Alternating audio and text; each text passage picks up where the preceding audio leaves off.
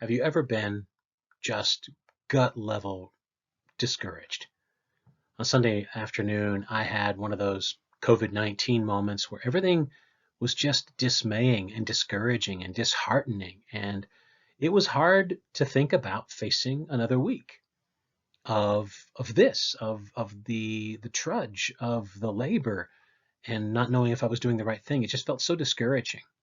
I don't know if you've ever felt discouraged. Maybe you've been let go and you had to face your former coworkers and everybody knew that you'd been let go.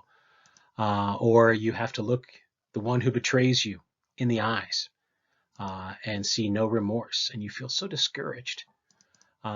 Maybe there's days that you don't want to get out of bed. You can't come out of hiding. Don't just bury your face in the pillow or under the pillow and never have to leave your shelter because you've been so discouraged or dismayed. You've taken the blows, but you can't see going on. It's just so disheartening and discouraging. Have you been there? So what makes it safe? What makes it okay when we're in such hard times and when we feel such opposition? What makes it okay to lift our head, to peep out from behind our fingers, knowing that even more hard things may be coming? How can I re-engage? How can I faithfully re-engage? It may not come as a surprise to learn that I was something of a geek in college. Yes, just in college. That's when I was a geek. And I was part of the Society for Creative Anachronism. Those are the people that make their own chainmail and plate mail armor and go out and take heavy sticks and shields and beat each other on the quad at the local college campus. And it was tons of fun. I remember one time I was in fighter training, and they do other stuff other than fighting, but really, come on. Um, and the trainer really rung my bell. I was holding my shield up, and he was swinging at me, and he got a blow through over my shield, and it hit me on the helmet really hard, and it rung my bell. And I was a little freaked out at first, but then I realized that the helmet took it, that I was actually still safe. A helmet blow, that would have counted as a kill, but nevertheless, I was physically not in danger. I was going to be okay. So what would it take for you to re-engage when you feel discouraged, when you feel like you've been beaten down? It takes a feeling of confidence to know that you can re-engage, even if it's going to be hard, still going forward. So that brings us to where we are in the armor of God. In Ephesians chapter 6, Paul is writing to a people who are entering a spiritual war, and you and I are in a spiritual war too. And it's hard. It can be painful. It can be ugly.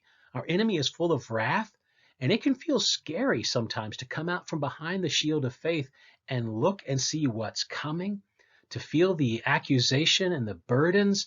Raise your head. This is why Paul says in Ephesians 6:17, and take the helmet of salvation. The helmet of salvation. That is the confidence that you and I need to re-engage even when things are hard, to know we are safe. You have a salvation. You have been saved. You are forever secure in Jesus Christ. That guards your thoughts and that guards your focus when things get hard, when the enemy strikes you, when he rings your bell. You can still come out from behind your shield knowing you are safe. You are secure. You can watch for your captain's orders. You can wait for your opportunity to use the sword of the Spirit. And we'll come to that one in the next devotion. Without fear and without shrinking, because you have the confidence that your salvation is secure. No matter how hard it gets, no matter how discouraged you can feel, and that's real. You can be encouraged. You can peer out from behind your shield because your salvation is secure and it covers you like a helmet. So why is that not enough for you and me? To know that I am safe forever, my salvation is secure in Jesus. Why is that not quite good enough to give me the courage that I need? Why is it not quite good enough for you? What lies of your enemy are you believing instead? The helmet of salvation is the sure safety covering you. And your knowledge of that lets you engage even in a hard spiritual war, even when you feel afraid sometimes, to know that your destiny is secure. You have been saved to the uttermost. once and for all by Jesus on the cross.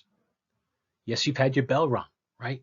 Yes, the battle's hard, and the din, the noise, the confusion can be incredible and dizzying and disorienting, but you are secure. Your salvation is assured. You are already saved and safe in Jesus. Put on the helmet of your salvation today. You're in a fight, but you can have confidence. Your salvation will not slip. Go in his grace and peace today.